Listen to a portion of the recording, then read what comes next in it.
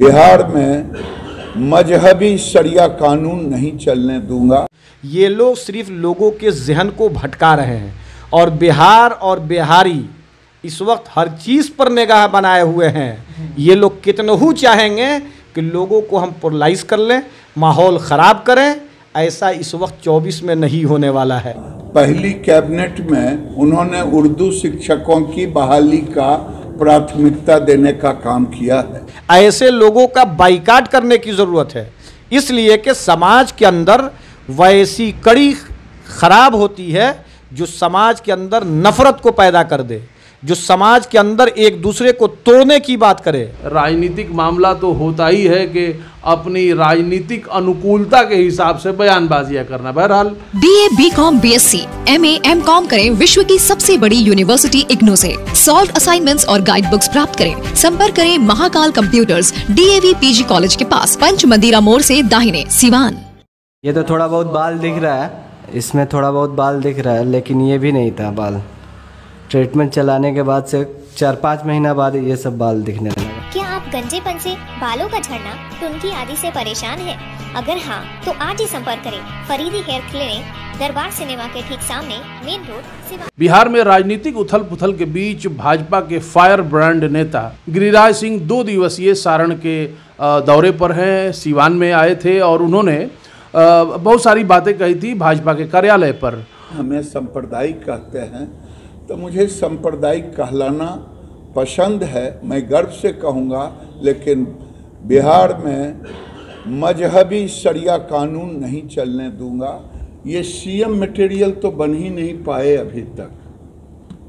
अगर CM material होते तो माननीय मुख्यमंत्री जी की अपनी सरकार होती इतने साल मुख्यमंत्री रहने पर।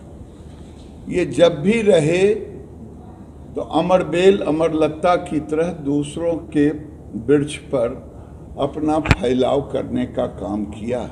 ये मजहबी बंद शुक्रवार को, ये एक देश एक कानून वाली सरकार। मैं तो हनुमान सोचा था, ये तो गंगुआ हनुमान निकल गए। पहली कैबिनेट में उन्होंने उर्दू शिक्षकों की बहाली का प्राथमिकता देने का काम किया है। उनके लिए संस्कृत या सामान्य या जिन शिक्षकों के ऊपर लाठी चार्ज किया उसे नियमित करने का इनमें मुद्दा नहीं है। ऑल मदरसा युवा शिक्षक संघ के अध्यक्ष मौलाना इमरान साहब के पास है। मौलाना साहब, केंद्रीय मंत्री गिरिराज सिंह का सारण प्रमंडल में दौरा रहा, इसी के अंतर्गत वो सिवान भी आए थे और उन्होंने मुख्यमंत्री नीतीश कुमार पर आरोप लगाया कि वो बिहार में शरिया कानून लगाना चाहते हैं। क्या कहते हैं आप? सत्ता जब जाती है तो लोग बेचैन हो जाते हैं। जब भारत के अंदर कोई ऐसी ताकत नहीं जो भारत में शरिया कानून को लागू कर दे, इसलिए कि ये भारत आज़ाद है और आज़ादी के वक्त मौलाना आज़ाद ने जामा मस्जिद की सीढ़ी पर खड़े होकर लोगों से ये खिताब किया था, भारतीयों से, और ये कहा था कि जिनको जाना है वो चले जाएं, जिनको रुकना है वो रुक जाएं। भारत के अंदर संविधान है। डॉक्टर भीमराव अंबेडकर ने जिस संविधान को लिखा है उस संविधान के तहत भारत में लोगों को रहना होगा। ये शरिया कानून कहकर लोगों को डरा रहे हैं, इसलिए लोगों को होशियार होने की ज़रूरत है। ऐसे लोगों का बाइकाट करने की ज़रूरत है, इसलिए कि समाज के अंदर वैसी कड़ी खराब होती है जो समाज के अंदर नफरत को पैदा कर दे, जो समाज के अंदर एक दूसरे को तोड़ने की बात करे, जो समाज के अंदर नफरत पैदा करे। दो मनुष्य के बीच, एक तरफ हिंदू हैं एक तरफ मुसलमान हैं। अब ये आकर जब बोलते हैं कि शरिया कानून, कहाँ नीतीश कुमार ने शरिया कानून लागू कर दिया?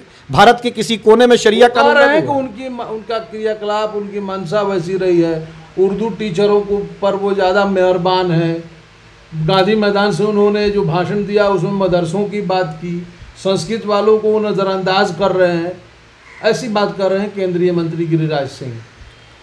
संस्कृत वालों को अगर इंसाफ मिला है, आप किसी संस्कृत विद्यालय के शिक्षक से पूछेंगे तो वो ये कहेगा कि वज़ीर आला नीतीश कुमार कि नीतीश बाबू की देन है। यही वो लोग कहते हैं, उनका शब्द है। मेरी बात होती है पूरे बिहार के लोगों से, संस्कृत विद्यालय के लोगों से मेरी बात होती है, संपर्क में है। बिल्कुल, मेरे संपर्क में सारे लोग रहते हैं हर जिला के, और उन लोगों का कहना ये रहता है कि जो नीतीश कुमार ने हमारे लिए किया वो किसी ने नहीं किया।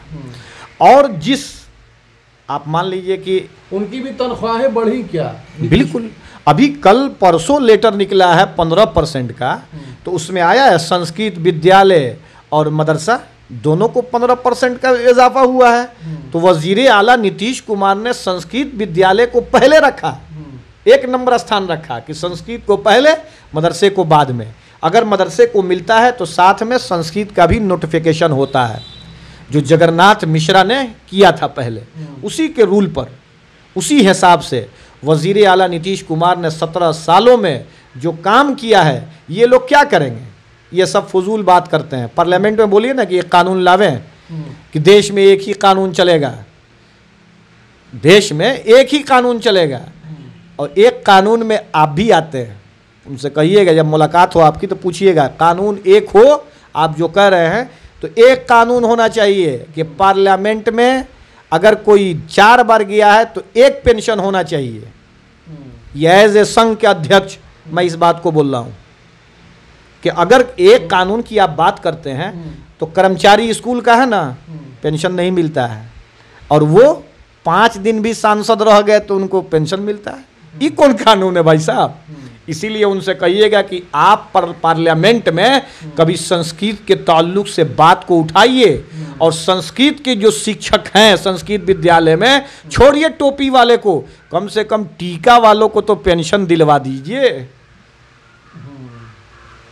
वजीर आला नीतीश कुमार ने जो काम किया है उसको तो वो मुकम्मल करा सकते हैं, सरकार उनकी है, इसलिए कुछ सोचने की जरूरत इसमें है नहीं। वो ये भी कह रहे हैं मौलाना साहब कि शुक्रवार को छुट्टी दी जा रही है, ये मजहबी छुट्टी, यही उनके शब्द थे, और वो नीतीश कुमार पर आरोप लगा रहे हैं कि वो कहीं ना कहीं ये सब जो है शरिया कानून की तरफ उनका कदम है, शुक्रवार को छुट्टी दिया जाना। ये मामला क्या है, शुक्रवार को छुट्टी देने वाला मामला? देखिए, ये छुट्टी का नियम पहले से है, कोई आज से नहीं है, नीतीश कुमार के ज़माने में नहीं, बल्कि कहाँ शुक्रवार को छुट्टी दी जाती है? शुक्रवार को जैसे मदरसों में छुट्टी होती है, उर्दू विद्यालय में, उर्दू मकतब जिसको बोलते हैं, जैसे प्राइमरी और मिडिल देखे होंगे, वो भी कहाँ पे है? जैसे जिस समाज के लोग जहाँ ज़्यादा हैं, जिससे मतलब वो मकसद स्कूल खोलने का क्या था? मकसद ये होता है कि ज़्यादा से ज़्यादा लोग स्कूल से जुड़ जाए। तो एक होता है कि ज़्यादा लोग हैं इस गांव में, तो प्राइमरी और मिडिल उसी हिसाब से चलता है, उस पंचायत में देखा जाता है, उस गांव में देखा जाता है, तो उस हिसाब से कि कहीं उर्दू मकतब है तो उसमें जुमा को छुट्टी रहती है। वैसे इसमें कोई तकलीफ़ की बात नहीं है, उनको अगर तकलीफ़ है तो प्रधानमंत्री से कह दें कि सर एक पार्लियामेंट में बिल लाइए और एक ही कानून चलेगा, एक देश, एक छुट्टी, एक पेंशन, एक कानून, एक कर्मचारी को एक ही पेंशन, तो एक नेता को भी एक पेंशन। ये वो पार्लियामेंट में जिस दिन कह देंगे तो समझ जाइएगा कि सच्चे वो देशभक्त हैं। केंद्रीय मंत्री गिरिराज सिंह ने यह भी कहा कि नीतीश कुमार जो है, मुख्यमंत्री नीतीश कुमार अमरलता की तरह हैं, अपने दम पर कभी सत्ता में नहीं आए, किसी न किसी सहारे से वो सीएम बने हुए हैं लगातार। आपको क्या लगता है, इस बात में सच्चाई है क्या? उतना उनको बेचैन होने की क्या ज़रूरत है?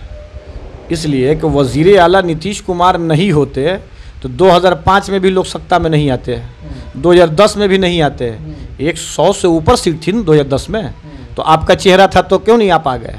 वज़ीर आला नीतीश कुमार का ये ऐसा चेहरा है और इतना ब्रांड चेहरा है कि इस ब्रांड चेहरे के आगे अभी कोई नहीं है पूरे भारत के अंदर। इसलिए कि जिस दिन वज़ीर आला नीतीश कुमार के नाम की घोषणा अगर लोगों ने कर दिया तो ये जानते हैं ओबीसी, ईबीसी सब मचल जाएगा। वज़ीर आला नीतीश कुमार के काम से लोग बेचैन हैं, और उन्होंने जो काम किया है ना, एक चीज़ और मैं बता दूं, ये तो मदरसा, संस्कृत, एजुकेशन, स्वास्थ्य, जितनी जर्जर हालत थी 2005 के पहले, और जो उन्होंने विकास किया है 17 साल में, ये तो बेमिसाल है। अब मैं आपको बता दूं कि सबसे अहम काम उन्होंने किया, जिसकी तारीफ प्रधानमंत्री ने की थी विधानसभा में। आज बिहार के अंदर इतनी महिलाएं अगर मुखिया बनी हैं, वार्ड बनी हैं, तो किसकी देन है? ये वज़ीर आला नीतीश कुमार की देन है। अगर रिजर्व कोटे के लोग जितने लोग आज अगर पद पा गए हैं तो ये वज़ीर आला नीतीश कुमार की देन है। ये लोग सिर्फ लोगों के जहन को भटका रहे हैं और बिहार और बिहारी इस वक्त हर चीज़ पर निगाह बनाए हुए हैं। ये लोग कितनहू चाहेंगे कि लोगों को हम पोलराइज कर लें, माहौल ख़राब करें, ऐसा इस वक्त 24 में नहीं होने वाला है।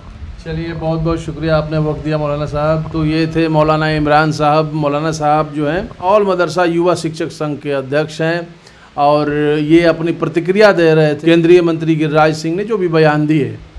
कहीं ना कहीं इस पूरे मामले को अगर देखा जाए तो भाजपा जब जदयू के साथ सत्ता में थी और उस वक्त बिहार में आपराधिक घटनाओं को लेकर के भाजपा जो है वो मुखर नहीं थी, और जैसे ही सत्ता जो है परिवर्तन हुआ और राजद के साथ गठबंधन हुआ, उसमें जो है उसके बाद से भाजपा का लगातार जो है भाजपा हमलावर है मुख्यमंत्री नीतीश कुमार पर। और जहाँ तक बात करें कि कहीं ना कहीं ये पूरा मामला जो है राजनीतिक मामला तो होता ही है कि अपनी राजनीतिक अनुकूलता के हिसाब से बयानबाजियाँ करना। बहरहाल आपने इस वीडियो को लास्ट तक देखा, इसके लिए बहुत बहुत शुक्रिया। देखते रहिए समय सिवान।